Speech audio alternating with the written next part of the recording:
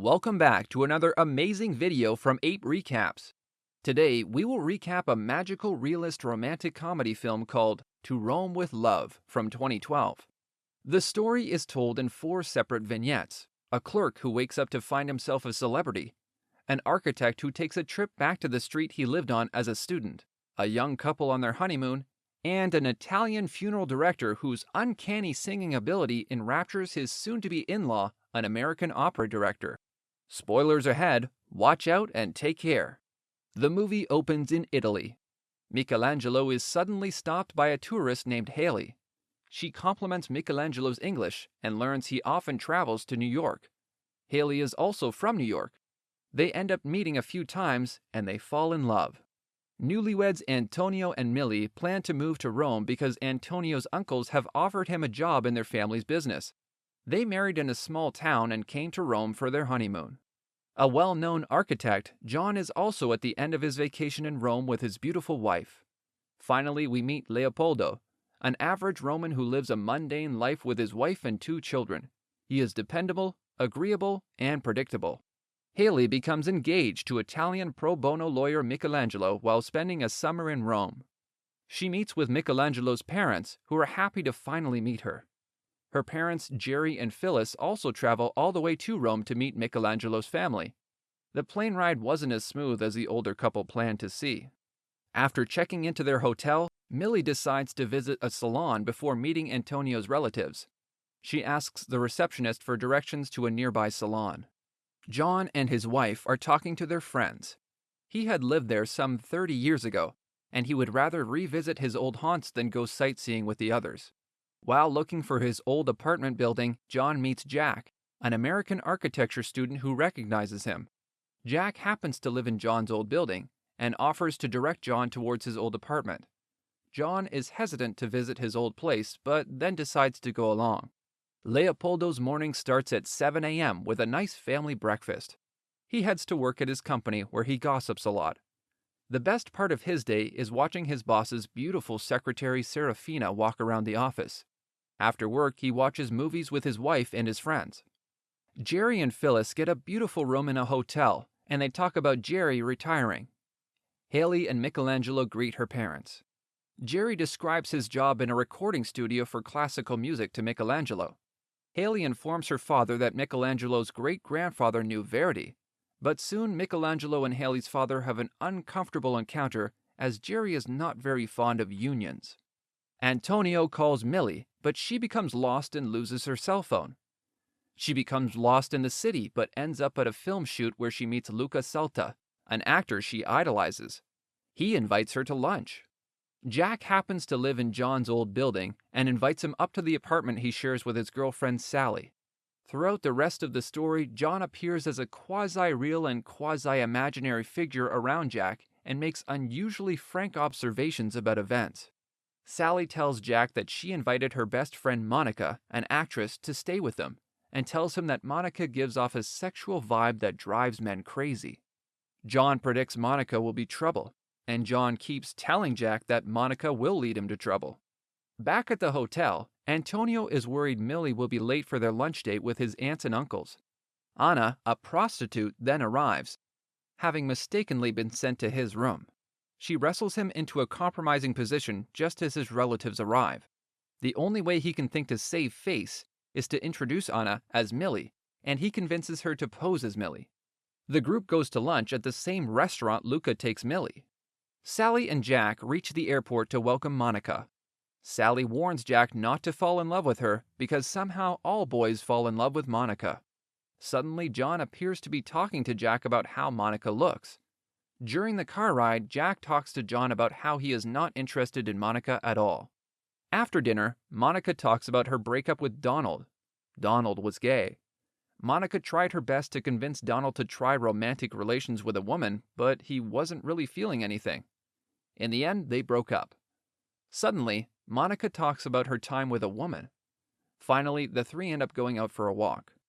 Inexplicably, one day, Leopoldo wakes up to discover that he has become a national celebrity. Paparazzi document his every move. Reporters ask him what he had for breakfast, if he wears boxers or briefs, whether he thinks it will rain, or with which hand he scratches his head. Leopoldo doesn't understand why he has suddenly become so famous.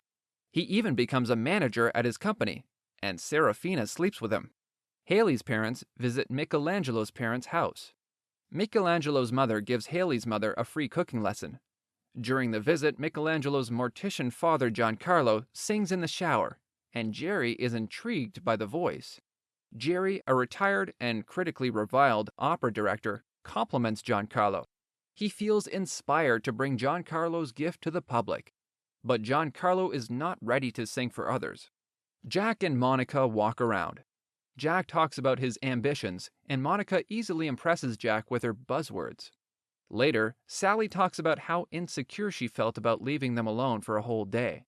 Even though John cautions Jack against cheating with Monica, he begins to succumb to her charms. Sally sets Monica up with Leonardo, one of their friends, and Jack is jealous of their relationship. Antonio becomes jealous as Luca flirts with Millie, but they don't see Antonio. The constant attention from the media wears on Leopoldo, even though his wife is enjoying all the attention. He joins fashion shows and the models treat him very differently.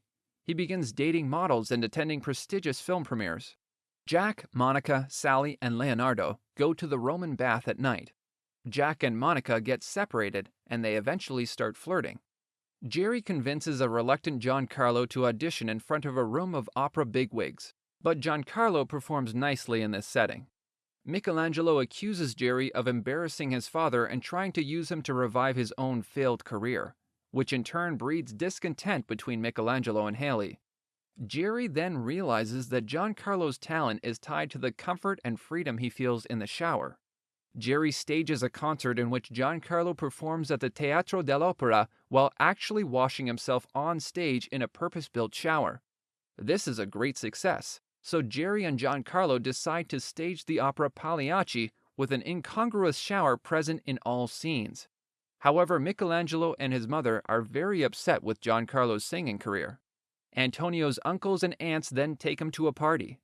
Antonio has nothing in common with the people he is introduced to, but most of the male guests are Anna's clients. Anna and Antonio walk in the garden, and Antonio talks about how pure Millie is. When Anna discovers he was a virgin before meeting Millie, she seduces him in the bushes. One night, Jack and Monica decide to cook dinner for Sally and Leonardo. They flirt more and more until Jack kisses Monica. Monica wants to love Jack, but she can't do that in Sally's house. They go down to his car to have sex. Leopoldo is tired of people following him. Antonio has a great time with Anna, the prostitute. He tells Anna how pure Millie is and how she can never do something like that. Meanwhile, Luca tries to seduce Millie at his hotel room. They kiss, and soon things escalate. Jack, now besotted with her, plans to leave Sally for Monica. But they decide Jack should wait until Sally finishes her midterms for Jack to break up with her. One day, in the middle of interviewing Leopoldo, the paparazzi spot a man who looks more interesting, and they abandon Leopoldo.